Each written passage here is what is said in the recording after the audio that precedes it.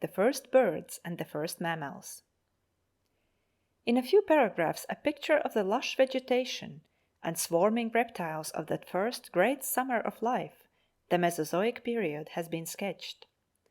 But while the dinosaurs lorded it over the hot selvas and marshy plains, and the pterodactyls filled the forests with their flutterings and possibly with shrieks and croakings as they pursued the humming insect life of the still, flowerless shrubs and trees, some less conspicuous and less abundant forms upon the margins of this abounding life were acquiring certain powers and learning certain lessons of endurance that were to be of the utmost value to their race when at last the smiling generosity of sun and earth began to fade.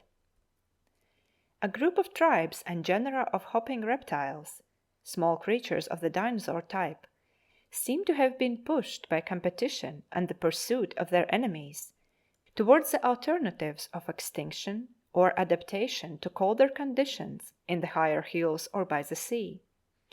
Among these distressed tribes there was developed a new type of scales that were elongated into quill-like forms and that presently branched into the crude beginnings of feathers. These quill-like scales lay over one another and formed a heat-retaining covering more efficient than any reptilian covering that had hitherto existed. So they permitted an invasion of colder regions that were otherwise uninhabited. Perhaps simultaneously with these changes there arose in these creatures a greater solicitude for their eggs. Most reptiles are apparently quite careless about their eggs, which are left for sun and season to hatch. But some of the varieties upon this new branch of the tree of life were acquiring a habit of guarding their eggs and keeping them warm with the warmth of their bodies. With these adaptations to cold, other internal modifications were going on that made these creatures the primitive birds, warm-blooded and independent of basking. The very earliest birds seem to have been sea-birds living upon fish, and their forelimbs were not wings, but paddles rather, after the penguin type. That peculiarly primitive bird, the New Zealand kiwi, has feathers of a very simple sort, and neither flies nor appears to be descended from flying ancestors. In the development of the birds, feathers came before wings. But once the feather was developed, the possibility of making a light spread of feathers led inevitably to the wing.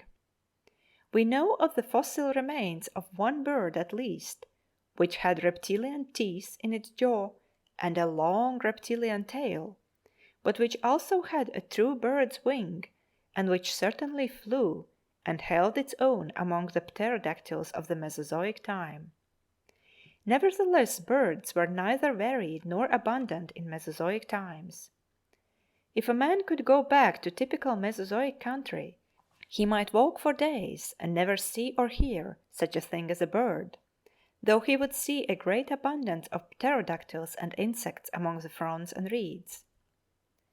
And another thing he would probably never see, and that would be any sign of a mammal.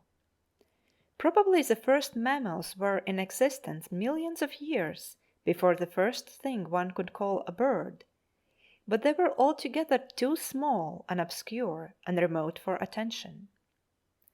The earliest mammals, like the earliest birds, were creatures driven by competition and pursuit into a life of hardship and adaptation to cold. With them also the scale became quill-like and was developed into a heat-retaining covering, and they too underwent modifications, similar in kind, though different in detail, to become warm-blooded and independent of basking. Instead of feathers they developed hairs, and instead of guarding and incubating their eggs, they kept them warm and safe by retaining them inside their bodies until they were almost mature. Most of them became altogether viviparous and brought their young into the world alive. and even after their young were born, they tended to maintain a protective and nutritive association with them. Most, but not all, mammals today have mammae and suckle their young. Two mammals still live which lay eggs and which have not proper mammae, though they nourish their young by a nutritive secretion of the underskin. These are the duck-billed platypus and the echidna. The echidna lays leathery eggs and then puts them into a pouch under its belly, and so carries them about warm and safe until they hatch. But just as a visitor to the Mesozoic world might have searched for days and weeks before finding a bird, so, unless he knew exactly where to go and look, he might have searched in vain for any traces of a mammal.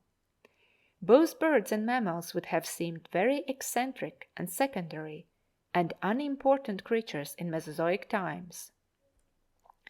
The age of reptiles lasted, it is now guessed, 80 million years. Had any quasi-human intelligence been watching the world through that inconceivable length of time, how safe and eternal the sunshine and abundance must have seemed, how assured the wallowing prosperity of the dinosaurs and the flapping abundance of the flying lizards. And then the mysterious rhythms and accumulating forces of the universe began to turn against the quasi-eternal stability. That run of luck for life was running out. Age by age, myriad of years after myriad of years, with halts, no doubt and retrogressions, came a change towards hardship and extreme conditions, came great alterations of level and great redistributions of mountain and sea. We find one thing in the record of the rocks during the decadence of the long Mesozoic age of prosperity that is very significant of steadily sustained changes of condition, and that is a violent fluctuation of living forms and the appearance of new and strange species. Under the gathering threat of extinction, the older orders and genera are displaying their utmost capacity for variation and adaptation. The Ammonites, for example, in these last pages of the Mesozoic chapter, exhibit a multitude of fantastic forms. Under settled conditions, there is no encouragement for novelties. They do not develop, they are suppressed. What is best adapted is already there. Under novel conditions, it is the ordinary types that suffers, and the novelty that may have a better chance to survive and establish itself. There comes a break in the record of the rocks that may represent several million years. There is a veil here still, over even the outline of the history of life. When it lifts again, the age of reptiles is at an end. The dinosaurs, the plesiosaurs and ichthyosaurs, the pterodactyls, the innumerable genera and species of ammonite have all gone absolutely. In all their stupendous variety, they have died out and left no descendants. The cold has killed them. All their final variations were insufficient. They had never hit upon survival conditions. The world had passed through a phase of extreme conditions beyond their powers of endurance. A slow and complete massacre of Mesozoic life has occurred, and we find now a new scene, a new and hardier flora, and a new and hardier fauna in possession of the world. It is still a bleak and impoverished scene with which this new volume of the Book of Life begins. The cycads and tropical conifers have given place very largely to trees that shed their leaves to avoid destruction by the snows of winter, and to flowering plants and shrubs, and where there was formerly a profusion of reptiles, an increasing variety of birds and mammals is entering into their inheritance. Please like and subscribe and click the bell icon to get new video updates.